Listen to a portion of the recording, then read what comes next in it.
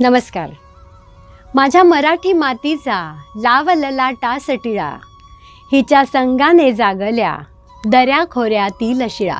अशी मराठी माती, मराठी प्रदेश आणि मराठी माणसाची अस्मिता जागवणारे कविश्रेष्ठ ज्ञानपीठ पुरस्काराने सन्मानित कुसुमाग्रज यांची आज जयंती. हा दिवस मराठी भाषा दिन म्हणून साजरा करण्याची आमची परंपरा. आज त्यानिमित्त आयोजित या कार्यक्रमाद्वारे कविश्रेष्ठ कुसुमाग्रजांना मी विनम्र अभिवादन करते. तसंच मराठी वाचक, लेखक, साहित्यिक आणि सर्व समस्त मराठी प्रेमींना आज मराठी भाषा दिनाच्या मनपूर्वक शुभेच्छा देते. आज UCN नागपूर हे स्वाभिमान सादर करत आहेत मराठी भाषेचा प्रचार आणि प्रसार करण्याच्या हेतूने एक काव्य प्राजक्त हे कवी संमेलन. आपला हा आपण दुसरा एक राऊंड सुरू करतोय म्हणून पुन्हा एकदा आमंत्रित करते सना पंडित यांना. धन्यवाद शुभदाताई. माझी दुसरी कविता लावण्य खाणी. ह्या पृथ्वी तलावर स्त्री आणि पुरुष हे सगळ्यात सुपर पॉवर स्पीशीज म्हणवतात आणि अनादि अनंत काळापासून हे एकमेकांच्या मागे लागणं आहे. पण तो किती छान रिझवतो हे बघूया. काय वर्णू मी तुला लावण्य खाणी, काय वर्णू मी तुला लावण्य खाणी, झंकारते अनमोद भरते बघविराणी. पायातले एक एक घुंगर नादले, पायातले एक एक घुंगर नादले, वर्दी तुझी देण्यास ती उत्पात जाणी. भारवाहे वात तुझिया पदरशेला, भारवाहे वात तुझिया पदरशेला, वाहते वाहणे विसरून गातो धुंद गाणी. घटघटाचे घाट मद ओसंडुनी, घटघटाचे घाट मद ओसंडुनी, अभिसारितो उन्मक्तल्या ह्या कणकणी. कंद भरली धुंद पुष्पे लगडुनी, कंद भरली धुंद पुष्पे लगडुनी, रास भरती रानवारे कस्तुऱ्यांनी. कालव्याच्या मंदरागी गुंजनातू, कालव्याच्या मंद्ररागी गुंजनातू, मुग्ध भोगी धवलता तव रातराणी. जीव मांडला वाटेवरी तव गुंतुनी. आता तर जीवच मांडलाय. जीव मांडला वाटेवरी तव गुंतुनी, आलिंगनी घेताच येतील परतुनी. आवली सुश्राव्यती मधुरांगणी, आवली सुश्राव्यती मधुरांगणी, शोधतो शब्दात मी मधुगंधनी. श्वासास श्वासास विळखा घालती डोळे तुझे, श्वासास विळखा घालती डोळे तुझे, ते विसरती निश्वास गे लावण्य खाणी, ते विसरती निश्वास गे लावण्य खाणी. धन्यवाद. क्या बात है. लावण्य म्हटलं की आपल्याला खरं म्हणजे नक्षत्र, तारका वगैरे आठवतात. लावण्य, नक्षत्र, तारका ह्या सगळ्या प्रतिमा तुमच्या कवी लोकांकडूनच आम्ही ऐकत आलो. मला आठवतं की मी एक रात्री नक्षत्रांना पुसले, परमेश्वर नाही घोकत मन मम बसले. परी तुम्ही चिरंतन विश्वातील प्रवासी, परी तुम्ही चिरंतन विश्वातील प्रवासी, का चरण केधवा तुम्हास त्याचे दिसले. स्मित करून म्हणाल्या मला चांदण्या काही, स्मित करून म्हणाल्या मला चांदण्या काही, तो मुक्त प्रवासी फिरत सदोदित राही. उठतात तमावर त्याची पाऊल चिन्हे, त्यांनाच पुससी तू आहे की तो नाही. लावण्य, परमेश्वर या सगळ्या गोष्टी आपल्या हातातलाच नसतात, नुसती चिन्ह कुठे कुठे आपल्याला सापडत असतात. म्हणून मला ह्या 4 ओळी आठवल्या. मी पुढे नकुल जोशींना आमंत्रित करणार आहे, पण तत्पूर्वी मला असं सांगायचं की नकुल जोशींचे विषय एकतर एकदम शिवाजी, मनातली कुठली तरी उत्कट प्रतिमा, नाही तर त्यांची प्रतिमा सृष्टी खूप विलक्षण आहे, हे त्या निमित्ताने सांगायचं आहे. त्यांची ती शाळेवरची जी कविता आहे ना, ती म्हणजे आता नव्या कॉम्प्युटर युगातला विद्यार्थी आमच्या डोळ्यापुढे आणेल अशी आहे. मी विनंती करते नकुल यांना कविता सांग. पुढची माझी जी कविता मी सादर करतो आहे ती सध्याच्या अगदी आपल्या रिसेंट प्रॉब्लेम्सवर बेस्ड आहे. मुळात मला मुलांचं भावविश्व खूप आवडतं, कारण की ते बोलत नाहीत, पण त्यांनी खूप सोसला या गेल्या 2-3 वर्षात, आणि मला वाटतं त्यांना कुठेतरी या आपल्या मंचातर्फे एक आवाज द्यावा म्हणून. शिक्षणाची शाळा असं माझ्या कवितेचं नाव आहे. शिक्षणाची शाळा. एकदा आमच्या वर्गात भरली वेगळीच शाळा. एकदा आमच्या वर्गात भरली वेगळीच शाळा. एकटेच बेंच, एकट्याच खुर्च्या, खडू आणि फळा. एकदा आमच्या वर्गात भरली वेगळीच शाळा. एकटेच बेंच, एकट्याच खुर्च्या, खडू आणि फळा. दिसत नाहीत कुठे गुरुजी, कुठे गेली पोरं. दिसत नाहीत कुठे गुरुजी, कुठे गेली पोरं. फळा म्हणे सगळ्यांना खूपच झाले बोरं. दंगा नाही, कल्लोळ नाही, कुठे गेली मस्ती. दंगा नाही, कल्लोळ नाही, कुठे गेली मस्ती. पोरांशिवाय मैदाना नाही, आली बघा सुस्ती. गेले अख्खे 2 सेशन, कोविड तो आला. गेले अख्खे 2 सेशन, कोविड तो आला. शाळा आणि शिक्षणाचा खेळ खंडोबा झाला. गेले अख्खे 2 सेशन, कोविड तो आला. शाळा आणि शिक्षणाचा खेळ खंडोबा झाला. खडू म्हणे हल्ली सगळे ऑनलाईन गिरविती धडे. खडू म्हणे हल्ली सगळे ऑनलाईन गिरविती धडे. कधी नेटवर्कचा अडथळा, कधी कॅमेराच बंद पडे. मुलांचा अगदी ऐरणीचा प्रश्न आहे. खडू म्हणे हल्ली सगळे ऑनलाईन गिरविती धडे. कधी नेटवर्कचा अडथळा, कधी कॅमेराच बंद पडे. पेपर सिलॅबस सगळे कसे आरामात सुरू. पेपर सिलॅबस सगळे कसे आरामात सुरू. उठत बसत जेवत झोपत ढकल गाडी सुरू. पेपर सिलॅबस सगळे कसे आरामात करू. उठत बसत झोपत जेवत ढकल गाडी सुरू. मार्क बिर्क कॉम्पिटिशन सगळं ठरलं झूट. मार्क बिर्क कॉम्पिटिशन सगळं ठरलं झूट. तू चाल पुढं तुला रगड्या सगळीच रे छूट. बाक म्हणे कोविडने जगही सारे बदलले. आता जसं वाईट घडलंय तसं काहीतरी चांगलं पॉझिटिव्ह देऊन जावं. बाक म्हणे कोविडने जगही सारे बदलले. शर्यतीतल्या घोड्यांचे झापड त्याने उघडले. इंटरनेटमुळे उघडली नवी नवी दारे. इंटरनेटमुळे उघडली नवी नवी दारे. घराघरात पोहोचले ऑनलाईनचे द्वारे.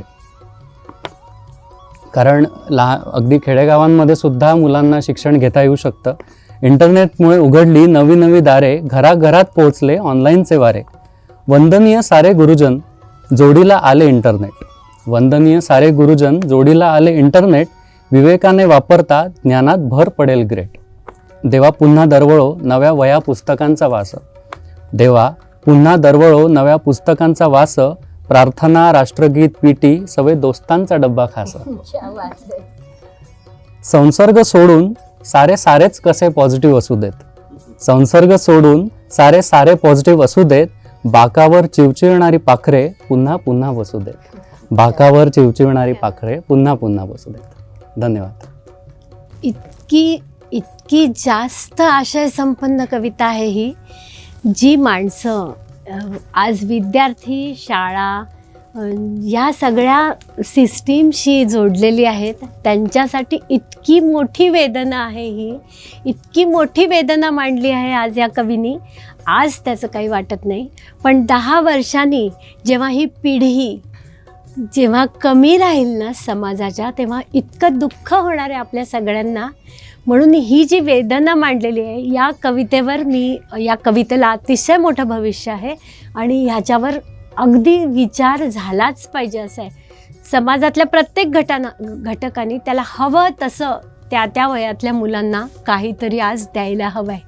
आपण ऐकतो, आपण वाचतो, काही माणसं भेटतात, काही आपल्यासोबतच वाढत जातात.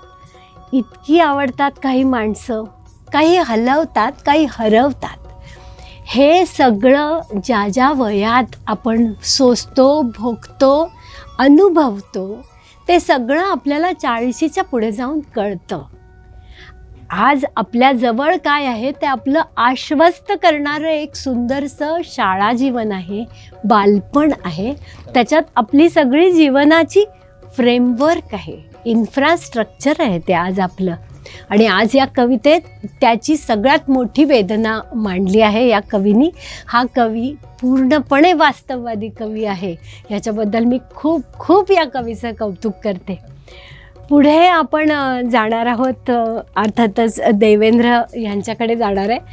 त्यांची जी पुढची कविता आहे ची चौकावाली, ती वाचताना मला तुकारामांच्या पत्नीची आठवण झाली, म्हणून मी 4 ओळी तिच्या वाचते. तुकाराम बोलवितो जिजा इमान आलं न्याया. तुकाराम बोलवितो जिजा इमान आलं न्याया. यड लागलं का तुम्हा घरी लाडक्या माझ्या गाया. म्हणजे स्त्री कशी बदलत जाते प्रेयसीपासून तर ती गृहिणी होईस्तोवर, त्याची म्हणून मला आठवलं. नाही आयाची तुम्हा संग चिली पिली माझे घरी. तुकाराम म्हणे आता नग येळ लावू जिजे, कसं व सांगू तुम्हा माझं वैकुंठच माझ्या घरी. निघाले तुकाराम जिजा रडते धाई धाई.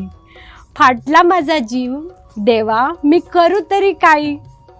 स्त्रीच्या मनाचं एक कठोर कोवळेपण ज्याला म्हणता येईल, तिच्या एका होकाराशी एक महादर्शन थांबलंय. हे प्रत्येक स्त्रीला पटवून देणारी ही जिजाई आहे तुकारामाची. आणि आपल्या भारतीय संस्कृतीतल्या प्रत्येक चौकाची गृहिणी होणार आहेत ती दडली आहे. हे मला तुमची कविता वाचल्यानंतर आठवलं होतं. मी आमंत्रित करते देवेंद्र, पुढची कविता. धन्यवाद मॅडम. स्त्री नेहमी आपल्या संपूर्ण जबाबदाऱ्या परोपरीनं पार पाडत राहते आणि पुरुषही तिच्या खांद्याला खांदा लावून तिला साथ देत राहतो. तो सारेच करू पाहतो साऱ्यांसाठी, आणि तो साऱ्यांसाठी काहीतरी करता करता त्याच्या मनात एक खंत राहून जाते, तिच्यासाठी काहीच नाही केलं आपण, आणि तिच्यासाठी काहीतरी राहून गेलं. जे करायचं होतं ते राहून गेलेलं मी या कवितेत पकडण्याचा प्रयत्न केलेला आहे. माझ्या पुढच्या कवितेचं शीर्षक आहे राहूनच गेले. ती ची चौकाची हळूहळू सीता बनत गेली. पण वनवासात या माझे राम व्हायचे राहूनच गेले. ती अग्निपरीक्षेत संसाराच्या सुवर्णासारखी झळकत गेली. माझे मात्र देव्हाऱ्यात तिच्या दीप व्हायचे राहूनच गेले. ती ओढून पदर नात्यांचे हळूच माझी आई होऊन गेली. मी जपत राहिलो बुरुज किती नात्यांचे, पण तिच्या मनातल्या पोरीचा बाप व्हायचे राहूनच गेले. तिने लढवला अभावातही चिलापिलांचा किल्ला, आणि माझ्या साम्राज्याची ती सम्राज्ञी होऊन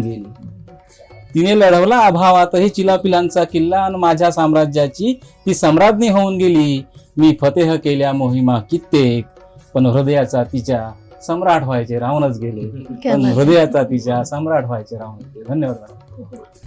गेले द्यायचे राहुनी म्हणता म्हणता. पण स्त्रीला काही नको असतं.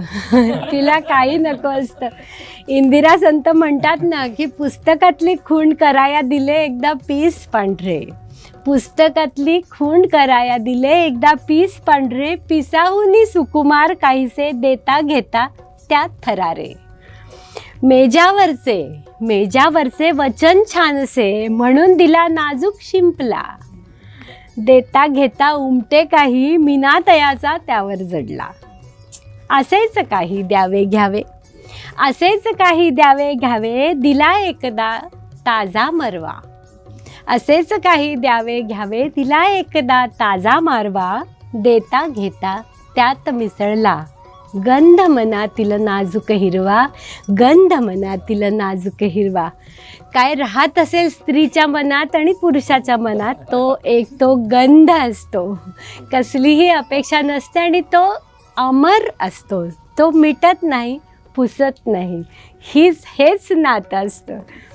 पुढच्या आपण कवयित्रींकडे आमंत्रित करते शलाका जोशी यांना. धन्यवाद शुभदाताई. पुन्हा एकदा रसिक श्रोत्यांचे पण आभारच मानते. कवितेची जराशी पार्श्वभूमी सांगते आहे. एक तो आहे, एक ती आहे. एका विशिष्ट वळणावर शहाणपण येतं. आता ते शहाणपण आलेलं आहे तरी भेटण्याची ओढ पण आहे आतून. आणि तर जेव्हा भेट घेण्याचं ठरवलेलं आहे तेव्हा काही यमनियम त्यांनी ठरवून घेतलेले आहेत आणि त्या यमनियमांवर आता ते किती खरे उतरतात ते आपल्याला या कवितेमध्ये बघायचं आहे. तोही होता तीही होती, तोही होता तीही होती, एक द्वाडसे अंतर त्यात. तोही होता तीही होती, एक द्वाडसे अंतर त्यात. भला बिचारा सांगत होता, पाळूया संयम दोघात. दोन मनाची दोन कवाडे करू म्हणाला बंद मुक्याने. दोन मनाची दोन कवाडे करू म्हणाला बंद मुक्याने. जगास साजे तसे जगूया, खरे खुरे ते आता जळूया. सुखी सावल्या उन्हात बांधू, सुखी सावल्या उन्हात बांधू, रेंगाळूना उगा मनात. सुखी सावल्या उन्हात बांधू, रेंगाळूना उगा मनात. पहिले साधू सुख प्रपंची, पहिले साधू सुख प्रपंची, ठेवू अत्तर कुपित बात. कसे बसे मग केले त्याने दोन दिशांना जगदोघांचे. कसे बसे मग केले त्याने दोन दिशांना जगदोघांचे. तोही तीही जगू लागले बळे बळे अन आनंदाने. तरी मधूनच एक दिवाणी याद घालते गोंधळात. तरी मधूनच एक दिवाणी याद घालते गोंधळात. म्हणे भेटूया नियम पाळूनी, म्हणे भेटूया नियम पाळूनी. ओढ असू दे किती अपार, समोर येता जीव बिचारे, समोर येता जीव बिचारे. जरी आर्जवी डोळे त्याचे. परी म्हणाला निघूया आता, वाट पाहती घरचे सारे. खुळ्या मनाला वाटत होते अधीर हाती हात धरू, खुळ्या मनाला वाटत होते अधीर हाती हात धरू. आणि तिजला पुसून पाहू राग नसेना तुझ्या तळात. अगम्य इच्छा होत्या तरीही आखून होता कक्षा त्याची. अगम्य इच्छा होत्या तरीही आखून होता कक्षा त्याची. काठ किनारे जपूया म्हणला भरती सारी ठेवून आत. क्षणाक्षणाला पडझड होती, क्षणाक्षणाला पडझड होती, ढासळणारी भिंत तशात. क्षणाक्षणाला पडझड होती, ढासळणारी भिंत तशात. म्हणला तू सांभाळ नव्याने नवख्या नात्याचे व्यवहार. केविलवाणे जीवतयांचे, केविलवाणे जीवतयांचे, व्यथेस त्यांच्या कसला भाव. केविलवाणे जीवतयांचे, व्यथेस त्यांच्या कसला भाव. वेडे अंतर पाळीत होते हसून खिदळून आणू नाव. दुरून डोंगर म्हणे साजिरे, दुरून डोंगर म्हणे साजिरे, अंतर होते किती खरे.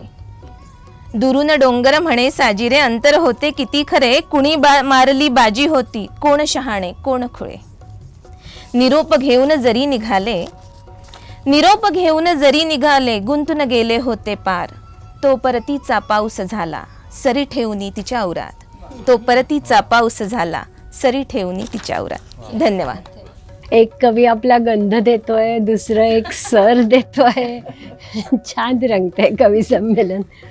जीवनावर आपण सगळे प्रेम करतो म्हणूनच सगळं असं सुचतं, त्याचा सगळा आस्वाद घेऊ शकतो. जसं आरती प्रभू म्हणतात की जीवनावर प्रेम करणारे सगळेजण, जीवनावर प्रेम करणारे सगळेजण एकमेकांना नमस्कार करीत करीत सुखदुःख वाटतात जीवाभावाने. सर्वांना पोटाशी धरून सर्वांवर स्वतःच्या आयुष्याची सावली धरतात. प्रेम म्हणजे तरी काय, दुःख ना आनंदही आणि अंत ना आरंभही. हे कायम सुरू आहे हे चक्र प्रेमाचं. दुःख ना आनंदही अंत ना आरंभही. नाव आहे चाललेली कालही आणि आजही. मी तसा प्रत्यक्ष नाही, मी तसा प्रत्यक्ष नाही ना विदेशी मी तसा. मी नव्हे की बिंब माझे, मीच माझा आरसा, मीच माझा आरसा. प्रत्येकाला माहिती असतं माणसाला आपण कुठे आहे, आपण किती आपल्याशी स्वतःशी किती प्रामाणिक आहे. आणि कवी हा अत्यंत प्रामाणिक असतो मनात, समाजात माहिती नाही, मनात तो अत्यंत प्रामाणिक असतो. आपण तिसरा राऊंड सुरू करतो आहे. मी सना पंडितला पुन्हा एकदा आमंत्रित करते. नमस्कार. मराठी भाषा दिनानिमित्त सगळ्यांना शुभेच्छा. आणि आपण कुसुमाग्रजांना आठवताना एक गोष्ट नक्की आठवायला हवी की त्यांच्या नावाचा एक तारा आकाशात आहे. तर त्यांना अभिवादन करून आत्ताच्या सगळ्यांच्या आवडीची प्रत्येकाच्या मनामनाशी असलेल्या 40शीच्या भीतीची कविता. 40शीची भीती वाटत 40 वर्षे झाली. 40शीची भीती वाटत 40 वर्षे झाली. भिंगरी लागली मनाला, नवलाई आली. मिचमिच डोळे आणि सुस्तावलेले कान, मिचमिच डोळे आणि सुस्तावलेले कान, खुंटी सोडून फोडून झाले मोकळे सारे रान. राग लोभ आता काही देणे घेणे नाही, राग लोभ आता काही देणे घेणे नाही. रुसवे फुगवे गेले, उरले धिंगाणेच काही. पिकला केस दिमाखात वाऱ्यावर राही, पिकला केस दिमाखात वाऱ्यावर राही. गोब्र गोब्र रूप मोठ्या कौतुकानं पाही. कोण काय करतय त्याची उरली नाही चिंता, कोण काय करतय त्याची उरलीच नाही चिंता. चांदण्या घेत अंगावर विस्तव कुठे गिंता. धावणं संपवून रेंगाळत जगून घेतलं स्वांत, धावणं संपवून रेंगाळत जगून घेतलं स्वांत. नशा चढली स्वतःचीच, नशा चढली स्वतःचीच, पळ पळ निवांत. वय वर्ष आता फक्त कॅलेंडरचे खेळ, वय वर्ष आता फक्त कॅलेंडरचे खेळ. 40शीच्या पुढे खरा तारुण्याचा मेळ, 40शीच्या पुढे खरा तारुण्याचा मेळ. धन्यवाद. क्या बात है, खूप मजा आली. खोटेपणा संपून खरेपणाही येतो 40शीत. तेव्हा शांताबाई म्हणतात, तुझा आणि तुझ्यासाठी, तुझा आणि तुझ्यासाठी शब्द सारे खोटे, खरी फक्त क्वचित कधी बिलगणारी बोटे. बिलगणारी बोटे तीही बिलगून सुद्धा दूर, खोल खोल भुयारात कणणारे सूर. दूर दूरच्या ओसाडीत भटकणारे पाय, त्वचेमागील एकाकीपण कधी सरते काय. या एकाकीपणाच्या भावनेची सुरुवात आहे 40शी. एका टप्प्यावर येतोय आणि त्याच्यातले पुन्हा गहन अर्थ आपल्याला कळायला लागतायत. ते आपण एका तरुण कवीला विचारूया. मी आमंत्रित करते नकुल जोशी यांना. धन्यवाद. पुन्हा एकदा सगळ्यांचं स्वागत.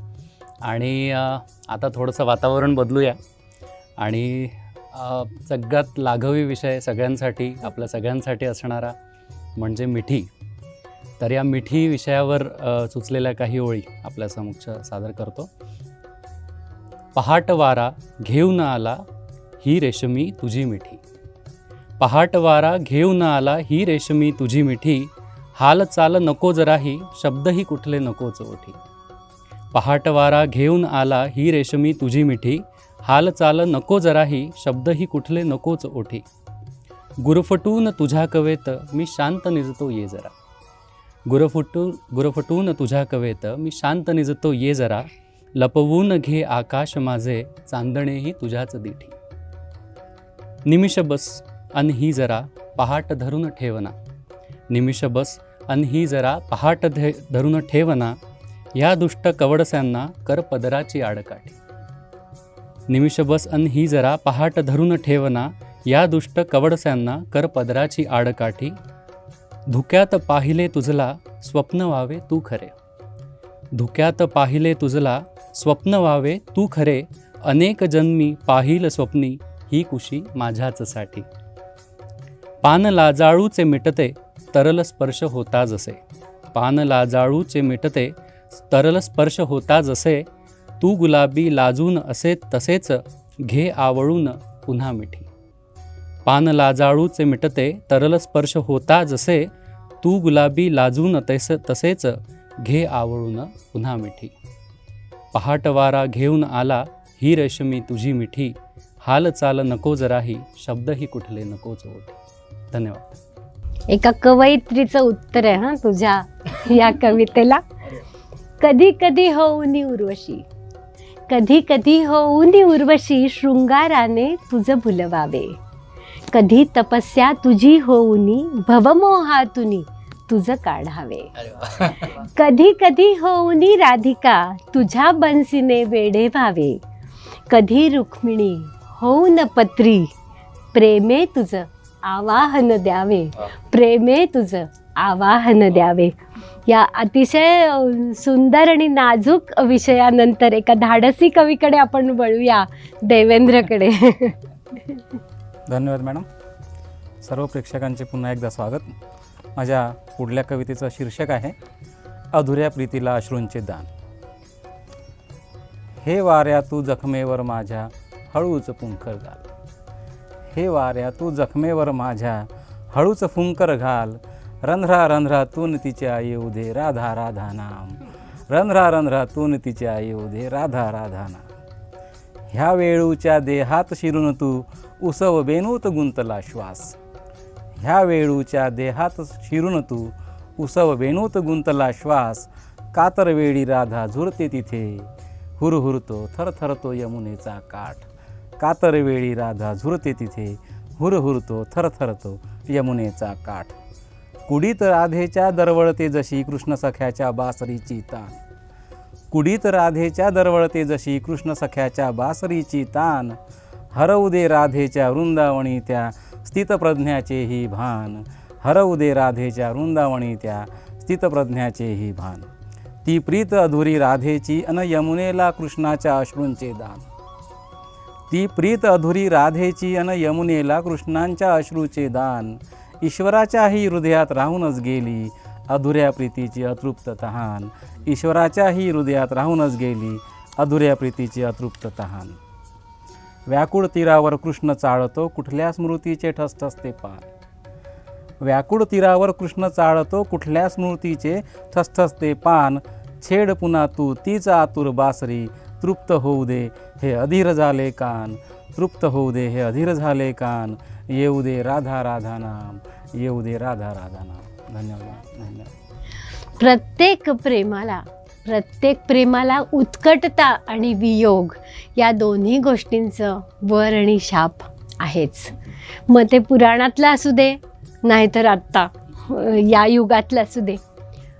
पण ते प्रेम जो एक आतमध्ये झरा निर्माण करतं माणसाच्या, तो महत्त्वाचा, जो कायम पाडगावकरांनी आपल्या सगळ्यांच्या हृदयात कायम ठेवला. तो आता आपुल्या झरा झुळझुळे निळा निळा स्वच्छंद.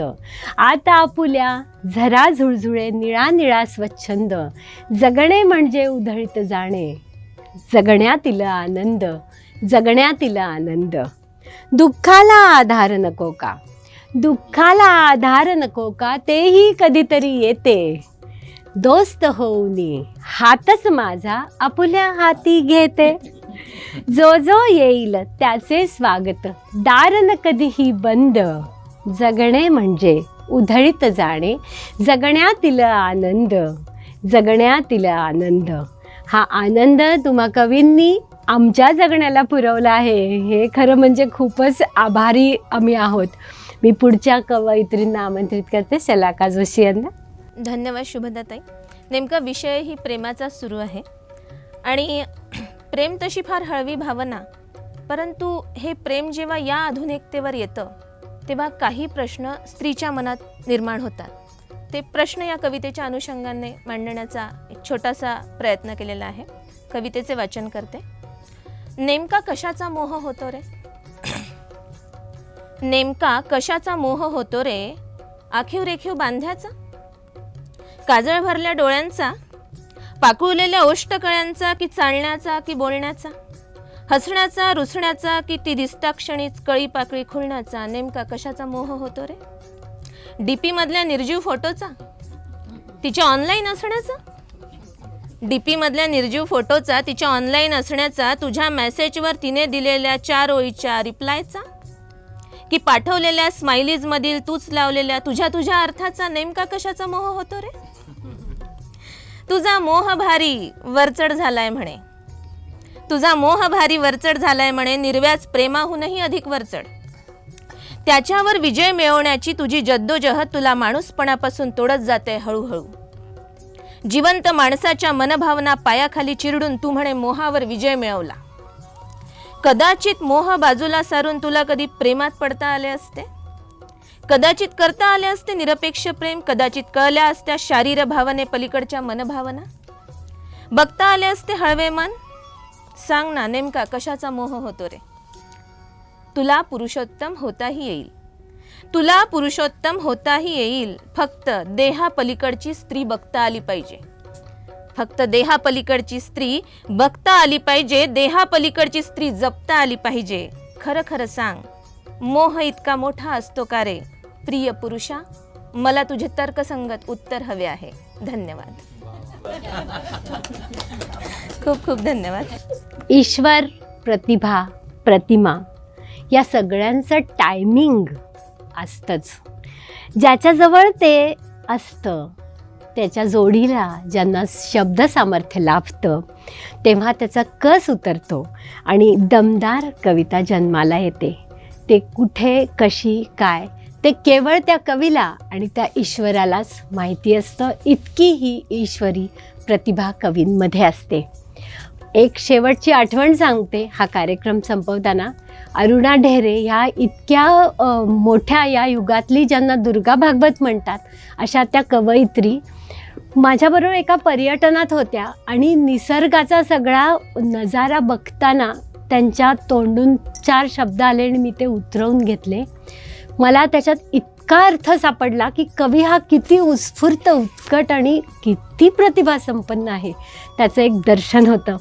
अरुणाताईंनी म्हटलं तर ओळखीचंच असतं, म्हटलं तर ओळखीचंच असतं. भोवतीचं सगळं नेहमीची घरं, ओळखीचं सगळं नेहमीची घरं, मळलेल्या वाटा, मावळती उन्हं, रंगीबेरंगी ढग.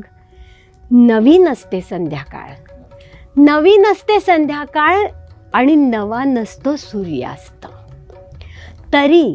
तरी या सगळ्या जुन्यातून एखाद्या वेळी झणझणून उठतो नव्याच दुखऱ्या सौंदर्याचा एक कोवळा आर्त स्वर.